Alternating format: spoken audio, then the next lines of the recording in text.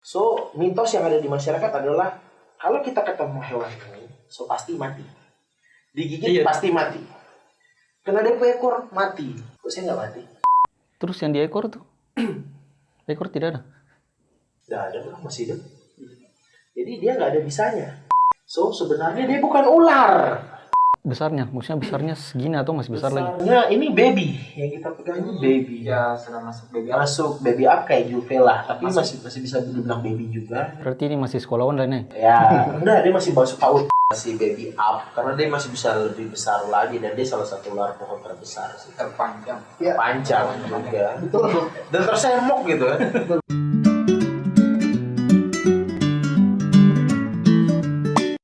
Assalamualaikum warahmatullahi wabarakatuh. Halo kamu semua, kembali lagi di podcast Pemuda Kampung Salak. Nah teman-teman, di video podcast kali ini nih saya sudah kedatangan narasumber nih dari komunitas Kopreso dan Exalos. Oke, mungkin Tom perkenalkan dulu ya, perkenalan nama dulu masing-masing Tom. Mungkin dari yang pojok dulu apa? Oke, saya Arta Senigami dari Kopreso, ketua komunitas pecinta peduli reptil Sorong.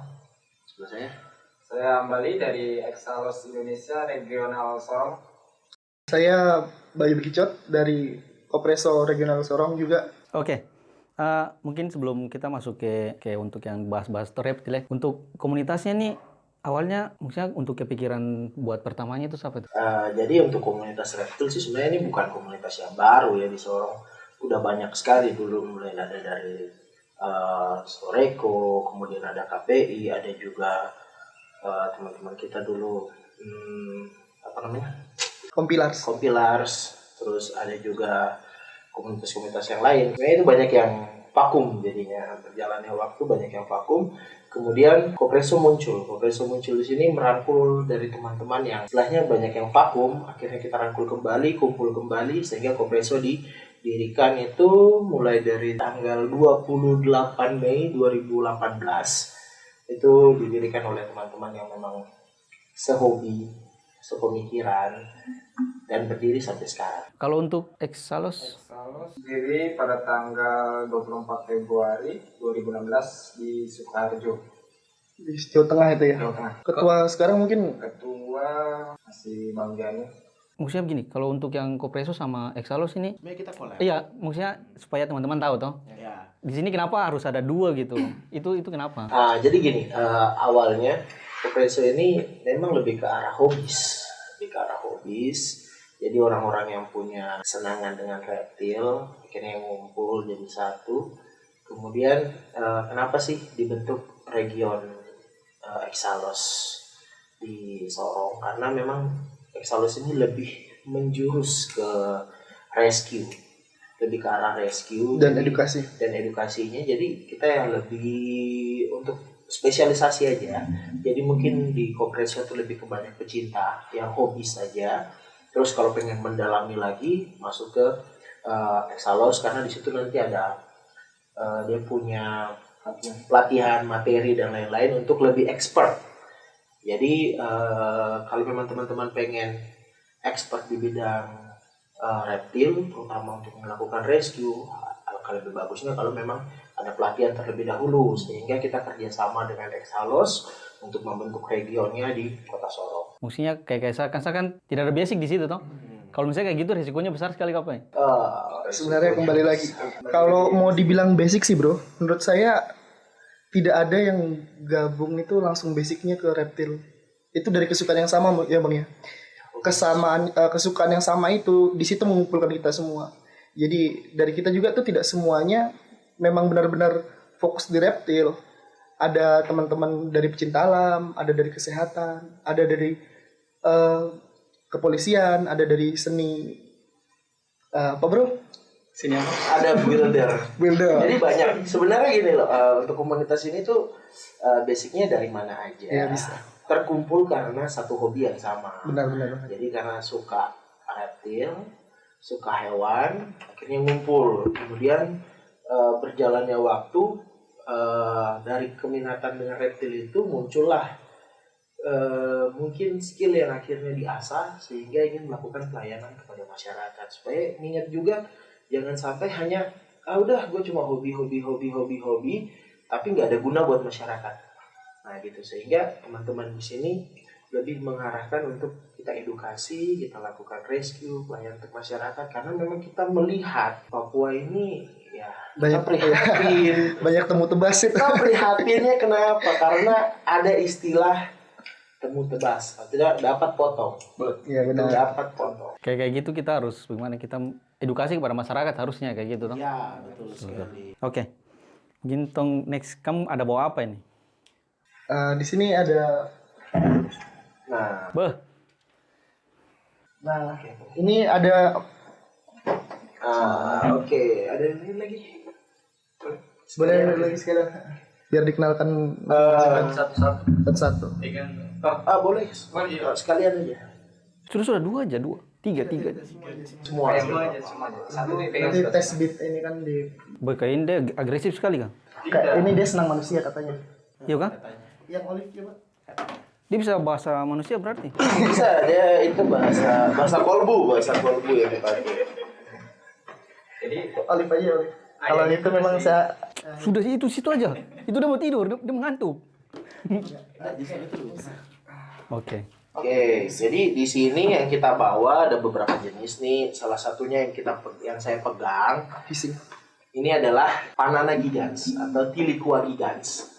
Ular kaki empat. Ya, Sebutan bahasa lokalnya. daerahnya kita sebut Itu sebenarnya bahasa daerah dari mana ular kaki empat? itu bahasa lokal sih. Bahasa lokal karena dia dilihatnya kalau kita bisa lihat dia punya model mirip-mirip seperti ular. Kepalanya segitiga, kemudian dia punya lidah juga ada berwarna biru, tapi dia punya kaki ada 4. So sebenarnya dia bukan ular, ini adalah kadal. Apa yang menyebabkan dia dibilang kadal? Dia punya kupingnya ada, sehingga dia masuk ke golongan kadal dan Dia juga lihat berkaki. itu. Dilihat. Nah, mitos di masyarakat sehingga ini dulu sempat masuk dalam daftar hewan yang dilindungi karena ya itu tadi temu tebas. Iya. So, mitos yang ada di masyarakat adalah kalau kita ketemu hewan ini, so pasti mati. Digigit pasti mati. Kena dia punya ekor mati. Kok saya nggak mati? Itu iya di kompleks juga sering-sering begitu sih. Nah, paling di kompleks juga, apalagi bro mungkin di kampung Salah, di situ teman-teman masih banyak menemukan barang ini dapat potong. Mama dong buka lahan, ketemu potong, buka batu-batu ada barang ini potong. Sehingga ini pernah masuk ke dalam daftar hewan yang dilindungi. Iya, appendix 2. Masuk appendix 2 untuk dunia dan dia dilindungi oleh Indonesia dulunya sebelum B21 muncul, di mana dari 33 reptil berkurang menjadi 21 reptil yang dilindungi. Salah satunya ini keluar. Tiliqua gigans atau Panana gigans. Dia penyebarannya mulai dari Ambon. Jadi orang di Ambon mungkin juga pernah lihat, biasa dong bilang kadal Panana sampai ke Australia. Jangan salah, di Australia yang tipe Northern itu sangat dilindungi, nggak bisa sembarang keluar, nggak kayak di Indonesia yang temu tebas. Jadi ini adalah kita bisa bilang reptil yang sebenarnya awesome banget. Papua punya ini, daerah timur punya. Ini dari Papua. Ini dari Papua, tepatnya ini Sorong. Sorong punya, kita punya, sama dengan Australia punya. Memang beda di warna, tapi Untuk motif-motifnya ya? motif ya dia memang beda di warnanya, tapi untuk motif ataupun bentuknya hampir sama. Nah, ini adalah hewan yang sangat mudah untuk dipelihara. Dia nggak rewel. Lihat, jinaknya seperti ini. Kira-kira dia menakutkan nggak? Ini sih mereka berteman sih sebenarnya. Mereka justru sebenarnya sangat mudah untuk dipelihara dan disayangi. So, susahnya apa? Makannya gampang. Cat food dia makan, dog food dia makan, punya pisang di rumah kasih dia makan, daging dia makan, semua dia makan. Makanya dia disebut omnivora. Dan hebatnya dia, walaupun dia reptil, dia nggak perlu inkubasi. Dia bertelur melahirkan atau ovovivipar. Jadi dia bertelur dalam perut, nanti dia menetas, saat dia keluar sudah dalam bentuk anak. So, kurang apa? Mungkin ini abang apa? Yang tadi yang untuk mitos yang untuk gigi itu betul kan tidak tuh? Kalau hasil diskusi yang pernah saya lakukan sama orang-orang tetua di Papua ya, yang orang-orang yang tahu, mereka dulu tuh bilangnya gini, dia dipakai buat sarana untuk mengirimkan black magic zaman dulu. Ya, dia dipakai sarana untuk menitipkan black magic ke orang yang ditargetkan. Tetapi saya belum pernah ketemu yang seperti itu. Yang saya temui adalah Banana Gigants, Tilikwa Gigants, atau Blue Tongue Skink. Kenapa dia dibilang Blue Tongue Skink? Karena lidahnya biru, padahal lidah biru itu tidak ada yang berbisa. Karena di dunia yang kita tahu hanya ada 2 yang berbisa. Sebenarnya 3, tapi dia masuknya bersama Gila Monster, kemudian Mexican Giant, dan Komodo. Sebenarnya bukan berbisa. Iya, mulutnya penuh Kalau bakteri. untuk Gila dia punya kelenjar, ada kelenjar racunnya ada. Jadi racunnya itu di mana? Kalau untuk Digigit kah? kalau untuk Gila Monster dan Komodo dari proses gigit, tapi kalau untuk dia nggak ada racunnya. Terus yang di ekor tuh? Ekor tidak ada. Nggak ada, bro, masih hidup. Jadi dia nggak ada bisanya. Dan ini menjadi maskot dari komunitas kita bukan karena kita asal memilih maskot, tapi ini adalah hewan yang memang wajib untuk kita lindungi dan kita jaga. So dia nggak ada nyakitin orang, dia nggak ada bikin susah orang. Tapi kenapa dia selalu dibantai? Oke, ini salah satu perhatian kita. Dan mungkin yang sebelah Belum. Ini ada yang mirip seperti ini, Iya. yang memang berbisa, ular. Mungkin itu awal mulanya kenapa ini bisa dibilang berbisa. Mirip. Ada teman yang mirip. Jadi gini, kenapa dia mengambil, berarti kita bahas proses evolusinya ya. Dia mengambil proses evolusi. Ada satu jenis ular, mungkin nanti bisa dicari di pasar, Death Adder. Death Adder, you can see dia punya motif hampir sama. Iya. Ada garis-garisnya. Dia pendek. Dia agak buntel-buntel seperti ini, kepalanya juga segitiga. Dan itu sangat berbisa, dan ada di Sorong juga ada. Iya. Untuk kecepatan beatnya itu 0,3 detik, dan antivenomnya belum ada. Itu termasuk ular berbisa di dunia juga, Bang ya? Ya, Masuk di dia dalam 10 masuk besar. golongan 3 kalau tidak salah, nomor 3 yang berbisa. Dan sebenarnya Banana ini adalah hewan yang pintar. Kenapa saya bisa bilang pintar? Dia mengambil evolusi untuk melindungi dirinya. Pertama, mengambil bentuk yang hampir mirip, motif yang hampir mirip, kepala yang hampir mirip, dan kebiasaan untuk mendesis. Atau biasa kita bilang hissing. Kayak gitu kalau dia lagi terganggu atau marah. Dan satu, dia evolusi di lidahnya. Iya. Sehingga lidahnya dia buat seperti warnanya biru, supaya orang taunya, oh ini berbisa. Pemangsanya juga akan berpikir kalau dia berbisa. Sebenarnya itu adalah evolusi tubuhnya untuk melindungi dirinya dia. Dari ancaman nih. Iya, dari ancaman baik itu predator ataupun pemangsa alaminya dia ataupun orang-orang. Mungkin sebelum kita ini, kalau misalnya Abang, ini kan Abang tadi bilang dari Sorong ya. Kalau misalnya dari teman-teman yang nanti mereka ketemu atau mereka dapat gitu. Dapat. Nah, sebenarnya kalau memang kalian takut, itu sangat gampang. Dia nggak akan ngejar ataupun ngejar untuk gigit kita. Dia lihat kita pun, dia pasti akan lari. Kalaupun dia terdesak, kita cukup menggunakan serop. Ambil pakai serop atau sapu, kita singkirkan keluar, buang aja keluar. Kalau memang kalian terasa itu terganggu ya. Karena jangan sampai kita membunuh dia lagi. Nah, kita perlu menjaga kelestariannya di alam. Karena sebenarnya kan bukan dia yang masuk ke rumah kita, tapi kita yang masuk ke wilayah mereka. 10 tahun lalu ini kita ada di mana coba? Atau enggak? Ya oke lah. 30 tahun lalu Sorong itu seperti apa? Masih banyak hutan, ya kan? Tapi sekarang bagaimana perumahan sebegitu banyak, dan itu berarti di mana? Lahannya mereka yang kita Habitatnya mereka yang kita ambil. Jadi kita yang masuk ke wilayah mereka, bukan kita yang harus menyelesaikan ya, Bang ya? Ya, bukan mereka yang masuk ke wilayah kita. Jadi ya adaptasi ya sama gitu kan.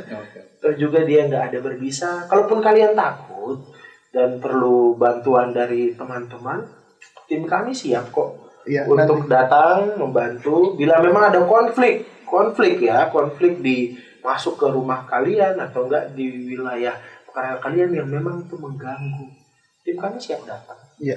Jadi Nomor teleponnya di bawah ini. Iya. Nomor teleponnya tahu. Nanti cek aja di deskripsi. Oke, next. Ini cukup ya berarti Cukup, ya? boleh. Kalau ini namanya gold albertisi. Kenapa dikatakan gold? Karena seperti ya emas rimas lah. Warnanya seperti Ada satu lagi saudaranya, ya memang mirip, tapi beda warna saja. Dia warnanya seperti apa? Black Albertisi. Iya. Jadi dia Ya, lebih gelap, saudaranya. lebih hitam.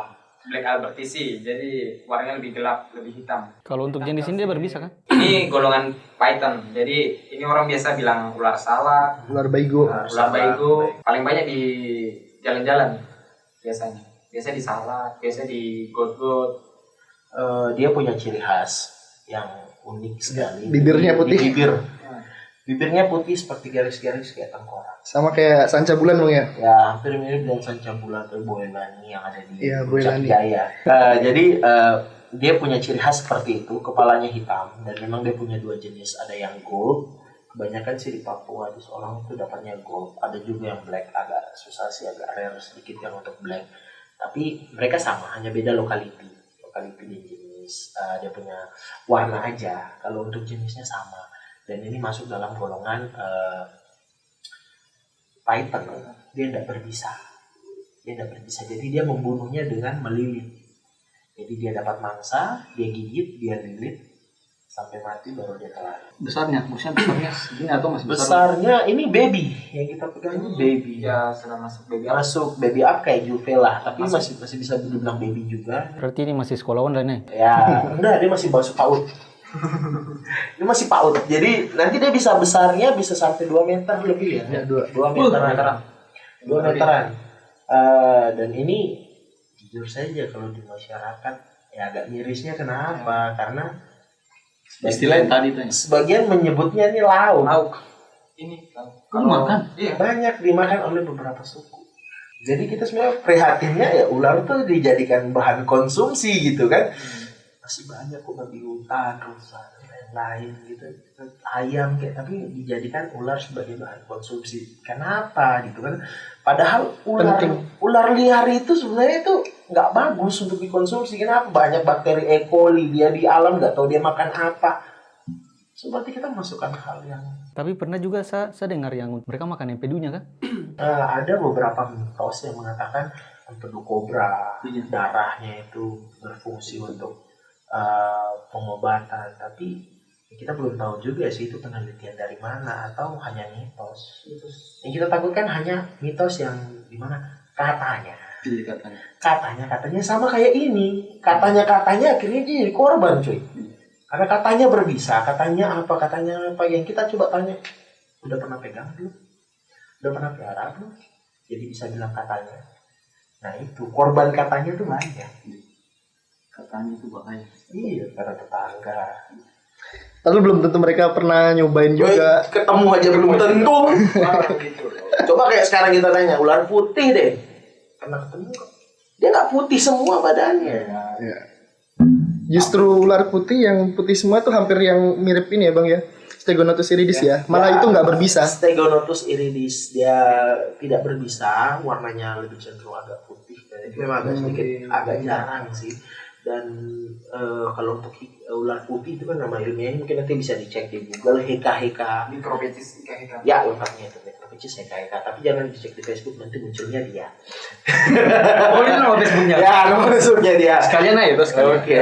Nama Facebook saya Karena dia salah satu pencinta ular putih. Venom. Dia ini ya penggila venom, sebenarnya memang gila sih, suka venom gitu kan, hewan berbisa. Tapi ya itu pilihan kita di reptil memang ada beberapa aliran, ada yang lebih suka yang berkaki, ada yang suka ular yang non berbisa, ada juga yang suka yang venom. Karena sebenarnya sih bukan mau dijadikan apa ya, bahan edukasi, dan tujuan kita tuh bukan buat mau buat apa sih, tapi tujuannya hanya untuk bahan edukasi sehingga masyarakat tuh tahu. Karena ya itu prihatin dengan katanya ular putih itu berbisa bro, itu kalau gue dapat gigit dari dia aku mati. Ya memang sih. Tapi ular putih yang mana dulu? Tapi ular putihnya yang mana dulu? Identifikasi dengan baik. Yang gigit aku mati. Harus makan banyak lagi. Tidak kawan, dia tidak bikin mati. Jadi dia gigit udah ada efeknya. Giginya tuh kayak tang. Paling berbekas itu. Ya, Tapi tidak sampai digigit sama si Ani itu pasti berbekas. Kulitnya masih berbekas. Itu bekas sekali tuh, apalagi kalau dengan yang itu tuh bekas parah. Oke, next. Jadi di sini ada Apodora papuana atau biasa di Indonesia bilangnya sanca air atau sanca zaitun, dari warnanya yang mirip zaitun. Kalau biasa nama lokalannya sanca atau ular abu-abu. Kalau Olive python. Nah, nama Indonesia atau biasa di Inggris mereka bilangnya olive python. Nasionalnya lah. Kalau di Sorong ular abu-abu kali ya. Nah, kalau seorang nanti bisa dicek, mungkin olive python akan muncul itu, albertisi akan muncul ini. Karena beda antara olive python dengan albertisi walaupun sama-sama python. Tapi kalau ngeceknya tulis saja Apodora papuana. Karena ada kembarannya juga di Australia. Kalau kembaran di Australia namanya apa, Bro? Liasis olivaceus. Jadi Biasa. dia nggak nyaman nih. Seperti cewek kayak gini. Ini udah lembut parah. Aduh. Kenapa dia harus kesini? Nggak nyaman gitu. Coba dipegang. Coba aja. Kita belum kenal. Coba dipegang aja itu nggak apa-apa. Nah, ini nggak apa-apa. Kita kan edukasi. Pegang, Ya. pegang.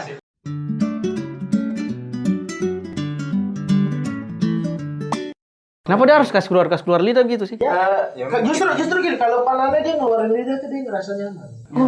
Siap.